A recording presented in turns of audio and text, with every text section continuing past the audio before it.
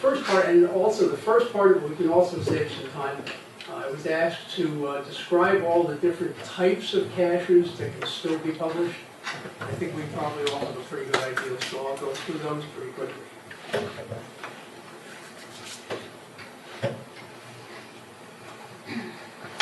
And I think that because I'll go through them quickly, if anybody has any questions on any cache type, just ask me a quick question.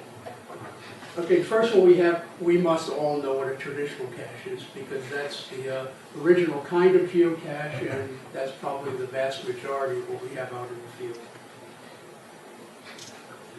Second type is a multi-cache, and the distinctive part of that is that it usually has more than one stage. You go to the first stage, you find coordinates for the second one, and so on, until you find the final container. Puzzle cache, that's traditionally is some kind of mystery or puzzle that you have to solve, and upon solving it, that will take you to the coordinates for the final cache. A letterbox, I don't know if everybody has actually found a letterbox, sometimes called a letterbox hybrid, and this originated with another kind of hunt, which was letterboxing, where you were given a description of how to go and find step by step the final container. No coordinates, you just had to follow the instructions. Some of those people also published them on geocaching.com with final coordinates. Probably the most important thing about a letterbox is that oftentimes there will be a stamp inside. That's not a tradable item. That stays in the container for those people who are letterboxing and stamp their own book. So don't take that. Earth cache. Probably the person that knows more about this than anyone else in the room is Bill Butts, who is, I think, the second most prolific earth cache finder in the world. We should have always be you. Thanks, Larry. But this is an approval process which is unlike normal caches in that you go to separate reviewers who do nothing but review earth caches. You have to come up with a good learning experience where you teach something about the physical earth, and then typically you have to answer some questions about features of that earth cache that you find on site. Send those back to the cache owner and take credit for if you've answered the questions correctly. We probably don't have to say anything about event caches because here we are at an event. So the distinctive part of an event cache that differs it from any other cache is not, you have to give coordinates and you have to give a time, but an event cache must be submitted for publication at least 2 weeks before the event. So you can't go and submit it the day before the event or it will be denied. So that's an important thing for an event cache. Mega events, it's not something you can publish and have it called a mega event. Over 500 people or more have to attend the event for it should be designated as a mega event. So normally they may have started as an event, become an annual thing, more and more people go to them until finally they qualify. Cash in, trash out. Did I just hear there's one coming up? Yes. Tomorrow. Tomorrow. The whole purpose of this is to give back to the community a little bit in cleaning up areas that geocachers use and to try to take care of the environment. These sometimes you'll see them described as CITO events.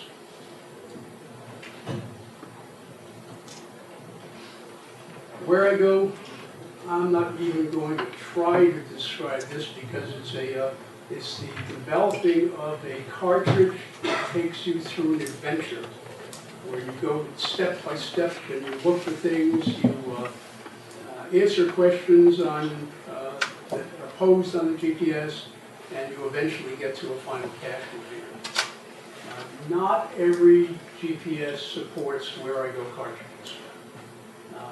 That used to be a problem. It's not as much of a problem now because if you have a smartphone, an iPhone, or an Android phone, you can download a free app that will accept these cartridges, and you can play the whole thing using your smartphone.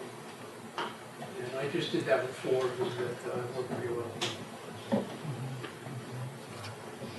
Okay, I think I'll spend a little more time on publishing a cache because some things have changed recently, and it might be interesting to some of you folks, although you've probably gone through most of this time after time. I have noticed that geocaching.com has been changing the format and updating the format of the publication process to make it a little easier for people to go through it and not make mistakes. First thing to do is go to your profile page, and up on the top, your menu items, go to the third one called Play, and select Hide and Seek a Cache. And that will take you to this page right here, where you have 2 choices. There are a number of ways you can find a cache, or what we're interested in is how to hide a cache. So from there, if you're new to this or haven't done it in a while, click on the listing requirements, read over the guidelines, and that'll give you an idea of what geocaching.com expects of you today for publishing a cache. Once you've done that, you click on this and start the submission process. Now this is something that I think I just sent a cache a couple months ago, and this wasn't here. So when I pulled this up to make these slides, I discovered that I had to go and read this and click on Understand before I get to this page that I'd never seen before. So first, it's only the first time. After you click it the first time, you'll never see this again. But what it brings up is a map of your near your home area, or you can designate any other area, and it shows all of the geocaches in that area, and the map can be zoomed in or out, and it shows the 1/10 of a mile radius around each one. So kind of cool for an overview if you're in an area where there are a lot of caches and you want to set one, you can see where you can and where you can't set caches. That's not cool. How can they overlap then? Well, because Center. each one is 500, but the overlap, that's 2/10 of a mile. I'm sorry. It just shows any place you don't see white spaces is not available.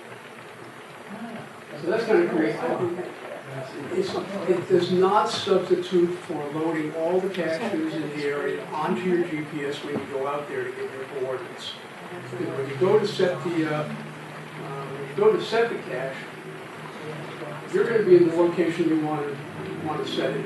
Make sure that you then look for caches nearby and see that they're all over 526 feet away, and have a little buffer beyond that.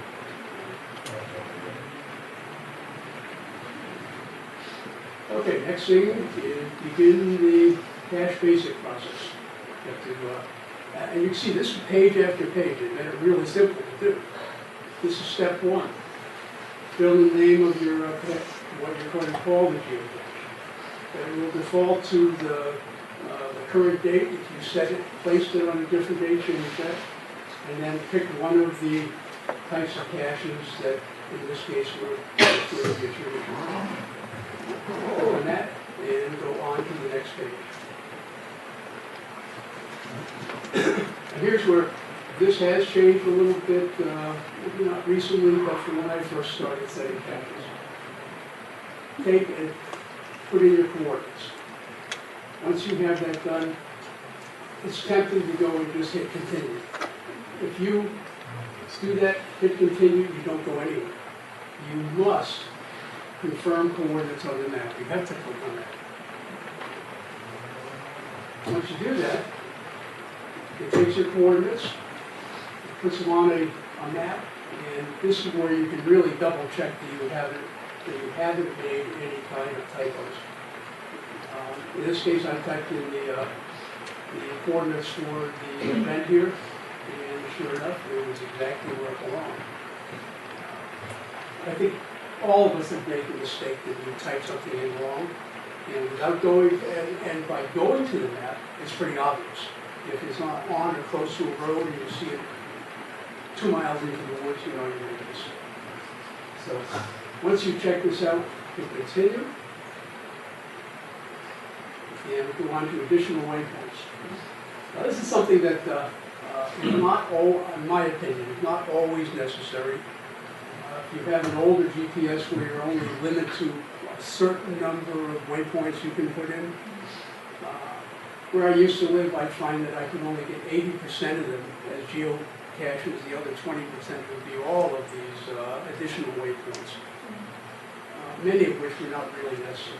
But if you have one in the woods and you want to put a parking area in for people, that's certainly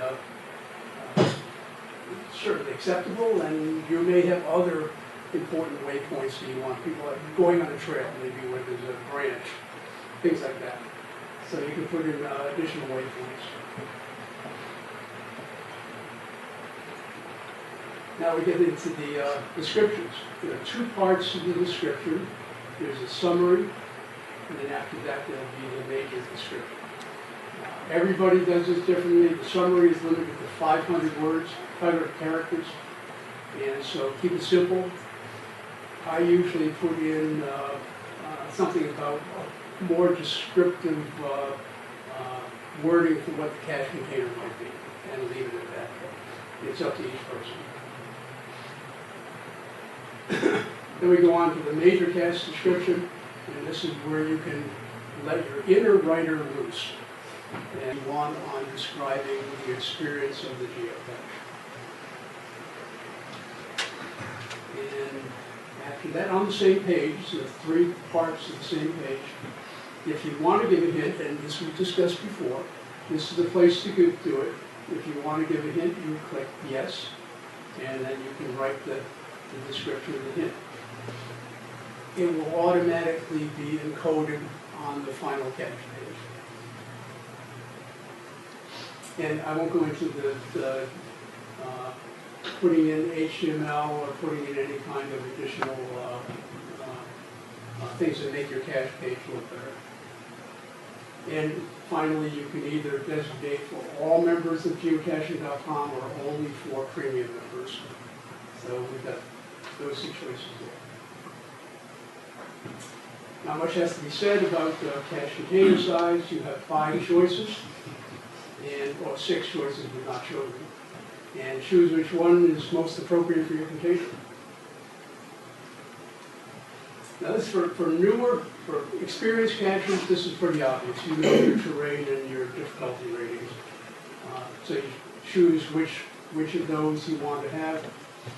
For somebody who is not exactly sure, geocaching.com has a nice rating system where you can click on this link here and it will actually take and lead you through and recommend a difficulty and terrain rating.